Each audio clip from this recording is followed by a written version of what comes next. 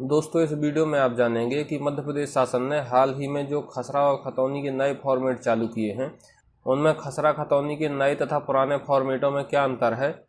जिनमें खसरा के नए तथा पुराने दोनों फॉर्मेटों में 12 कॉलम ही हैं, लेकिन खतौनी के पुराने फॉर्मेट में 23 कॉलम होते थे, उसकी बजाय नए फॉर्मेट में 15 कॉलम क्यों किए गए हैं। साथ ही आप जानेंगे इस वीडियो में कि जो नए खसरा खतौनी के फॉर्मेट चालू किए गए हैं, उनमें और क्या क्या फीचर्स जोड़े गए हैं। तो सबसे पहले हम खसरा खतौनी की पुरानी नकल देखने के लिए MP भूलेख की साइट ओपन करते हैं, जिसके लिए गूगल के सर्च बॉक्स में टाइप करेंगे MP भूलेख और MP भूलेख की ऑफिशियल साइट mpbhulekh.gov.in ओपन करेंगे। यहाँ पर खसरा की नकल देखने के लिए हम सबसे पहले फ्री सर्विस मेनू में क्लिक करेंगे। यहाँ पर खसरा खतौनी की पुरानी नकल देखने के लिए खसरा अथवा B1 अथवा नक्शा यहाँ पर क्लिक करेंगे। इसके बाद जिस भी खसरे की नकल देखना है, उस खसरे के लिए हम पहले ज़िला सेलेक्ट करेंगे, उसके बाद तहसील सेलेक्ट करना है और गांव का चयन करेंगे।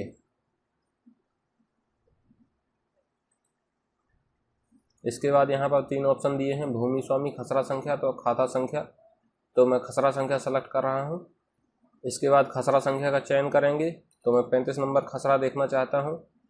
इसके बाद कैप्चा फिल करना है और विवरण देखने में क्लिक करेंगे, तो संबंधित खसरे का विवरण ओपन हो जाएगा।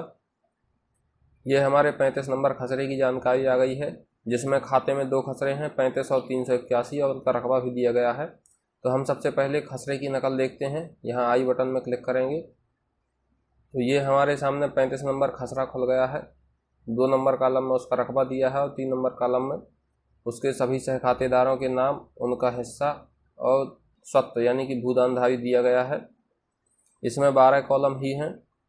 इसी के साथ मैं यहाँ पर B1 भी ओपन कर लेता हूँ इस खाते की। ये हमारे सामने पुराने फॉर्मेट वाली B1 ओपन हो गई है, जिसमें पहले कॉलम में खाता क्रमांक दिया गया है, दूसरे कॉलम में सभी खातेदारों के नाम दिए गए हैं, तीसरे कॉलम में सभी खसरे दिए हैं और चौथे में उनका रकबा दिया गया है, 5वें नंबर में उनका भू राजस्व दिया है। अब हम इसके बाद इसी खाते के खसरे और B1 के नए फॉर्मेट ओपन करेंगे, तो उसके लिए हमको फिर से जाना है फ्री सर्विसेज में।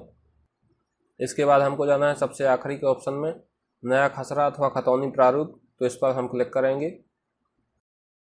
इसके बाद सबसे पहले ज़िला सेलेक्ट करेंगे, उसके बाद तहसील सेलेक्ट करना है और गांव का चयन करेंगे। इसके बाद यहाँ पर भूमि स्वामी, खसरा संख्या या फिर प्लाट संख्या में से कोई भी चयन कर सकते हैं। तो मैं खसरा संख्या सेलेक्ट कर रहा हूँ और खसरा नंबर यहाँ भी मैं वही चुनता हूँ, 35। यहाँ पर खसरा संख्या के साथ S लिखा आ रहा है, इसका रीजन क्या है ये मैं अभी आगे बताऊँगा। इसके बाद कैप्चा फिल करेंगे और विवरण देखने में क्लिक करना है। यहाँ पर खसरा देखने के लिए यहीं खसरा के सामने आई बटन में क्लिक करेंगे, तो हमारे सामने खसरा का नया फॉर्मेट ओपन हो जाएगा। ये देखिए खसरे का नया फॉर्मेट ओपन हो गया है। इसके बाद हम B1 भी ओपन कर लेते हैं, तो यहाँ पर खतौनी में क्लिक करेंगे तो B1 ओपन हो जाएगी इस खाते की। ये देखिए उसी खाते की नए फॉर्मेट में B1 ओपन हो गई है। अब हम बारी बारी से पहले खसरे का, उसके बाद B1 की तुलना करते हैं नए और पुराने फॉर्मेटों की। तो हमारे पास सबसे पहले ये है पुराना खसरा, ये है खसरा फार्म P2। तो इसमें पहले कॉलम में क्रमांक, दूसरे में रकबा और तीसरे में किसान का नाम दिया गया है।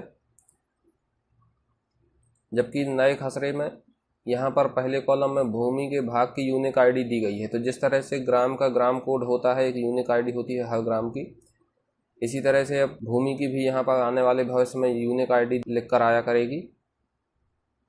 इसके बाद दूसरे नंबर कॉलम में दिया गया है भूमि के भाग का प्रकार, जिसमें सर्वेक्षण संख्यांक अथवा ब्लॉक संख्यांक यानी कि खसरा नंबर दिया गया है 35।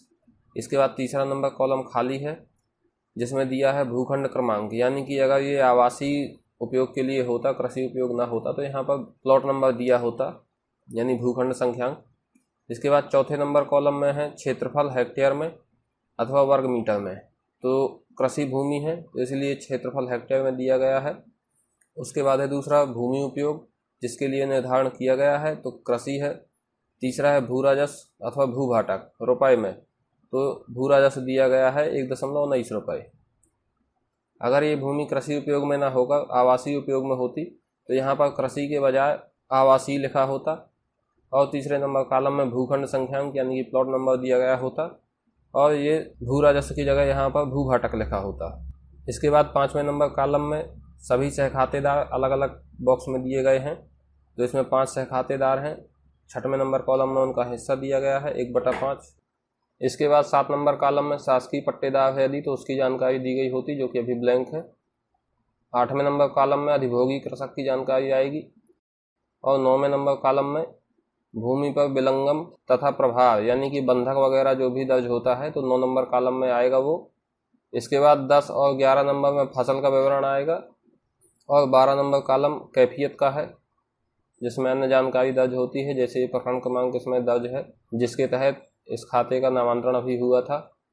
नए खसरे के फॉर्मेट में पड़ती की जानकारी वाला कॉलम नहीं है, तो अब जब भी कभी पड़ती की जानकारी की आवश्यकता होगी तो उसे कॉलम नंबर 4 में लिखे हुए रकबे से कॉलम नंबर 11 में लिखे हुए रकबे को घटाकर प्राप्त किया जा सकेगा। चलिए इसी तरह हम नई B1 और पुरानी B1 को कंपेयर करते हैं।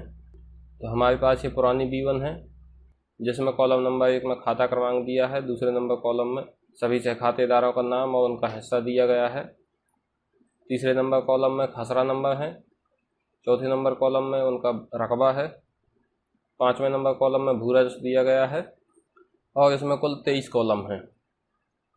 जबकि नई B1 में आप देख सकते हैं यहाँ पर कुल 15 कॉलम दिए गए हैं, जिसमें पहले नंबर कॉलम में वही खाता क्रमांक है, दूसरे नंबर कॉलम में सभी सहखातेदारों के नाम है और उनका हिस्सा दिया गया है। लेकिन तीसरे नंबर कॉलम में आप देखेंगे कि खातेदार अथवा खातेदारों का ID क्रमांक, संयुक्त खातेदार की दशा में प्रत्येक खातेदार का उसके नाम सहित ID क्रमांक। तो अब यहाँ पर सभी खातेदारों की समग्र सदस्य ID लिख कर आया करेगी।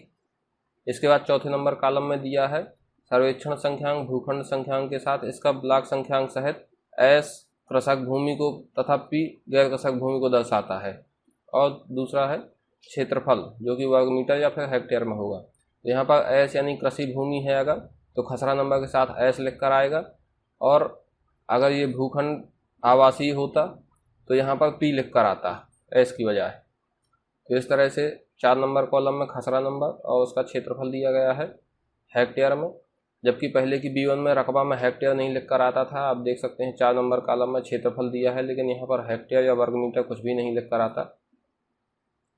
इसके बाद है 5 नंबर कॉलम में भूमि का उपयोग जिसके लिए निर्धारण किया गया है, तो कृषि भूमि है तो यहाँ पर कृषि लिख कर आ रहा है, अगर आवासीय होता तो आवासीय लिख कर आता। इसके बाद निर्धारण रुपए में यानी कि भू राजस्व दिया गया है 1.19 रुपये।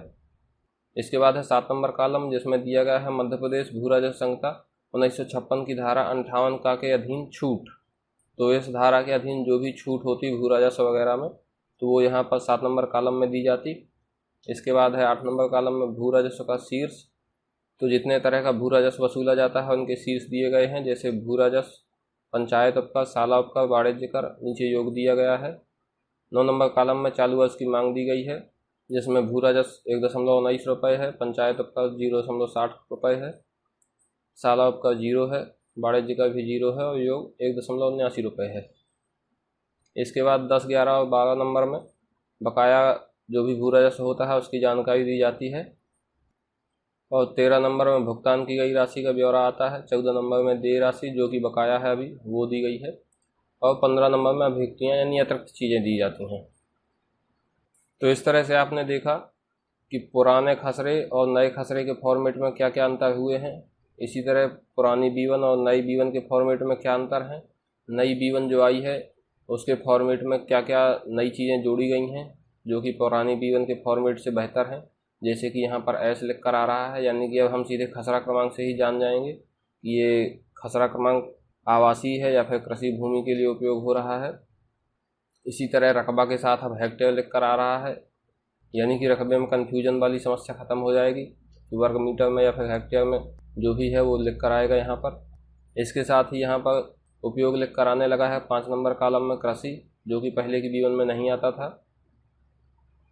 तो इस तरह से कुछ बदलाव हुए हैं पुराने और नए फॉर्मेटों में खसरा B1 के, जिन्हें आपने जाना इस वीडियो में।